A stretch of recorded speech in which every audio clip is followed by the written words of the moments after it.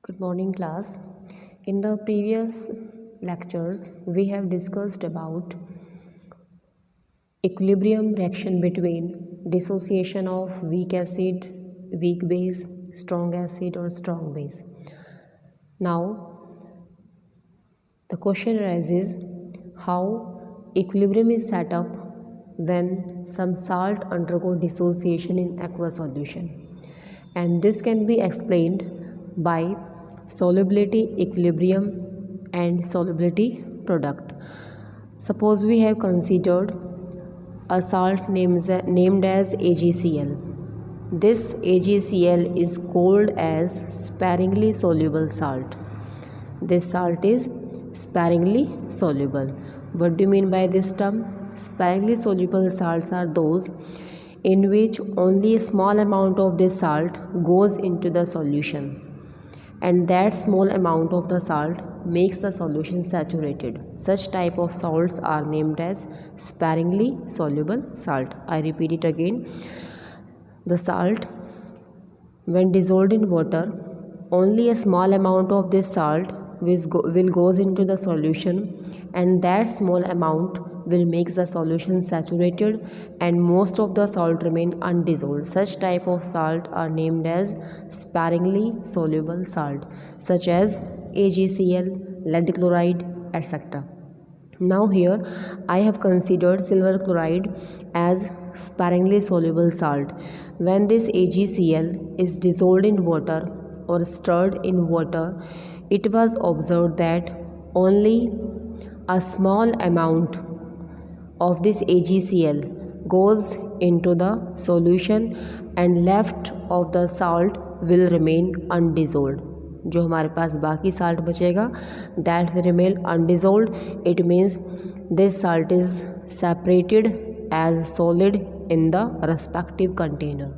Now the little amount of salt dissolves, therefore this small amount of salt which goes into the solution, this salt will get completely dissociated into ions. It will get complete dissociation into the respective ions, or we can say that when a sparingly soluble salt is added to water, there exists a dynamic equilibrium between the undissolved salt and the ions which are produced or furnished in the solution, and it can be written as, suppose we have taken the sparingly soluble salt AgCl which undergo dissolution in water, resulting in formation of AgCl aqueous.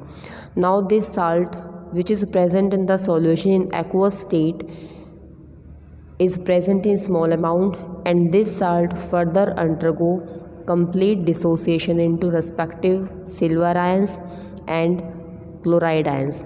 These ions are produced in the solution. It means these ions are furnished by the small amount of salt which undergo dissolution.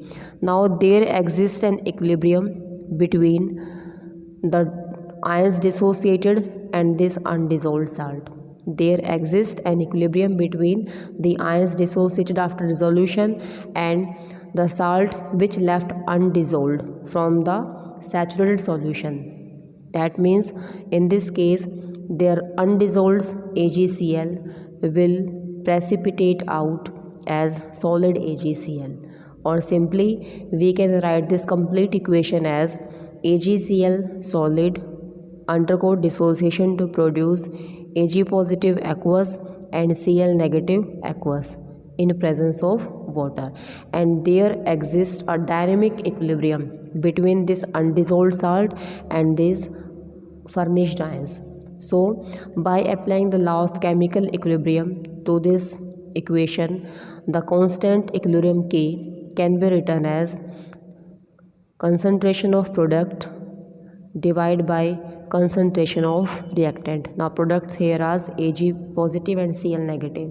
Now the concentration of this undissociated AgCl remains constant, therefore we can write it as equilibrium constant K multiplied by concentration of undissolved solid AgCl is equal to concentration of Ag positive into concentration of Cl negative, or this is called as solubility product of this salt. Therefore, K multiply concentration of solid undissolved salt or solid salt is equal to K multiply by Sp. This Sp is called as solubility product and is equal to the ionic concentration of the respective ions present in the saturated solution. Clear? This Ksp is called as solubility product and is equal to the ionic concentration of the ions produced by the sparingly soluble salt in the saturated solution. Okay, now by considering some few more examples of such sparingly soluble salt, we can calculate or we can represent the equation of this solubility product as, suppose we have considered barium sulfate solid undergo dissolution in presence of water. There is no need to write here water every time. It clearly understood that this sparingly soluble salt dissociate to produce respective ions, that is barium ion and sulfate ions. Now for this equation, the value of Ksp is equal to concentration of barium ions into concentration of sulfate ions. Concentration of barium ions into concentration of sulfate ions. Now the number of sulfate ions or barium ions is 1. Therefore it is written as S multiplied by S. Clear? Now suppose we have taken aluminium hydroxide as solid, it will dissociate to produce aluminium ions plus hydroxide ion. Now aluminium valence is 3 and number of hydroxide ions are 3. Therefore the dynamic equilibrium exists between these. Hence the value of Ksp is equal to ionic product of these ions, that is Al3 positive into OH negative. Now this coefficient must be raised in the power of respective ion. Therefore it becomes equal to S into S raised to power 3. By taking their product, we can calculate the value of this solubility product. Clear? Next is, now the electrolytic reaction for an electrolyte or for a sparingly soluble salt in equilibrium can be represented as AxBy is equal to number of atoms or ions of A raised to power B positive and number of atoms or ions of B raised to power X negative. This is any general electrolyte or sparingly soluble salt. Therefore in this case or for general reaction, the value of solubility product can be written as concentration of A charge Y positive raised to power X into concentration of B charge is X negative raised to power Y. These X and Y represent the number of ions present in the given formula unit of the electrolyte. This X and Y represent the number of ions in the formula of the given electrolyte. Hence, the solubility product Ksp of an electrolyte at a specific temperature may be defined as the product of molar concentration of the ions in saturated solution and each concentration raised to power equal to number of ions produced. This power is equal to number of ions produced on dissociation of one molecule of the given electrolyte.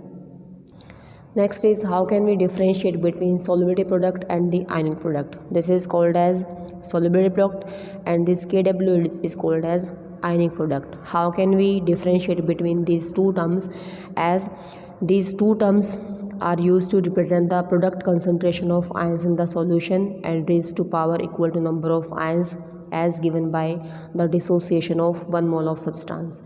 Now how these two terms differ? The first term is Ksp and second is the Kw, that is ionic product. This ionic product has a broad meaning. It means this term is applicable for all types of solution. This term is applicable for all types of solution, whether the solution is saturated or it is unsaturated. Whether the solution is saturated or it is unsaturated, in all types of solution we can use the term ionic product. Whereas the solubility product has somewhat restricted meaning, means it can be applied only for saturated solution. This term can be used only for saturated solution. This is the first basic difference between ionic product and the solubility product. And the ionic or the dynamic equilibrium exists between the undissolved salts in the solution and the ions present in the solution. Now, the second difference is that the solubility product of a salt remains constant at constant temperature, that is K into concentration of this solid salt. This value remains constant at constant temperature, whereas the ionic product, means Kw, will depend on concentration of ions in the solution. It will depend on the concentration of these ions, and this concentration term, that is K, also called as the solubility product of the salt, it remains constant at particular constant temperature. Now, how can we determine the solubility product? It can be explained by taking the example. For example, the solubility product, that is KSP, for AgCl at 25 degrees Celsius is found to be 1.06 10 raised to power minus 5 moles per liter. Now calculate the solubility product of AgCl. This is the solubility of AgCl, and we have to calculate the solubility product of AgCl at this 25 degrees Celsius. Now, as we know, this AgCl is a sparingly soluble salt which ionizes in the solution to produce Ag ions and Cl negative ions. It means the amount of salt dissolved in the solution undergo complete ionization or complete dissociation. Therefore, it indicates that here 1 mole of AgCl which is given to us, that is 1 mole of AgCl in the solution gives 1 mole of silver ions and 1 mole of chloride ions. 1 mole of the given salt dissociate or produce equal number of moles of both cations as well as anions. Now, the solubility of AgCl given to us is 1.06 10 raised to power minus 5 moles per liter. Therefore, the concentration of Ag positive ions is also equal to 1.06 10 raised to power minus 5 moles per liter. Similarly, the concentration of chloride ions is also equal to 1.06 10 raised to power minus 5 moles per liter. Hence, we can calculate now the solubility product as Ksp is equal to concentration or molar concentration of each ions raised to the power number of ions produced by dissociation. Now here number of ions equal to 1, therefore it remains Ag positive and Cl negative. This is the product. By putting the values 1.06 10 raised to power minus 5 into 1.06 10 raised to power minus 5, we can calculate the value of Ksp by multiplying these terms. It comes out to be 1.1 10 raised to power minus 10. Therefore, this is the solubility product of AgCl. In the same way, we can calculate the solubility product of any kind of salt. Second question is, the solubility product of magnesium hydroxide is 8.352 10 raised to power minus 2 gram per liter at 290 degrees Celsius. Find out the value of Ksp at the same temperature. Now, this magnesium hydroxide is again sparingly soluble salt which when dissolved in water ionize completely to produce respective number of cations or anions. Now, this magnesium hydroxide produces Mg2 positive. Therefore, concentration of magnesium ion is equal to concentration of magnesium hydroxide. But the concentration of OH negative is now, as given by the equation, number of ions produced in this equation is 2 for hydroxide. Therefore, the concentration of hydroxide ion is also 2 times of molar concentration of magnesium hydroxide. Hence, we will multiply this solubility of magnesium hydroxide by 2. And we know that molar mass of magnesium hydroxide is, mass of magnesium is 24, 2 oxygen 32 plus 2 hydrogen 2. Therefore, it comes out to be 58 gram per mole. This is the molar mass of magnesium hydroxide. Now we have to calculate the concentration of magnesium hydroxide as, concentration means strength in gram per liter divided by molar mass. Now strength is given to us, it is 8.3 to 10 raised to power minus 2 divided by molar mass is 58. Therefore, the concentration of magnesium hydroxide comes out to be 1.44 10 raised to power minus 4 moles per liter. Now putting this value to find out the concentration of magnesium and hydroxide ion, this value comes out to be, for magnesium it remains same as 1.44. For hydroxide ion we will multiply this concentration by 2 so as to obtain the concentration of respective hydroxide ion. And from this concentration term we can calculate the solubility product of magnesium hydroxide as concentration of magnesium ions into 2 multiplied concentration of hydroxide ion. Now concentration of magnesium ions is equal to magnesium hydroxide, that is 1.44 10 raised to power minus 4 into 2 multiply concentration of MgOH twice 1.44 10 raised to power minus 4. Therefore, it comes out to be 1.44 10 raised to power minus 4 into 2.88 multiply 10 raised to power minus 8. By solving these two terms, the value of Ksp comes out to be 1.194 multiply 10 raised to power minus 11. In this way we can calculate the solubility product for any kind of given salt, whether it is completely ionized to produce 1 mole of both cations and anion, or it produce unequal number of both cations and anions. Now do problem for practice, question number 1st, 2nd and 3rd based on solubility product.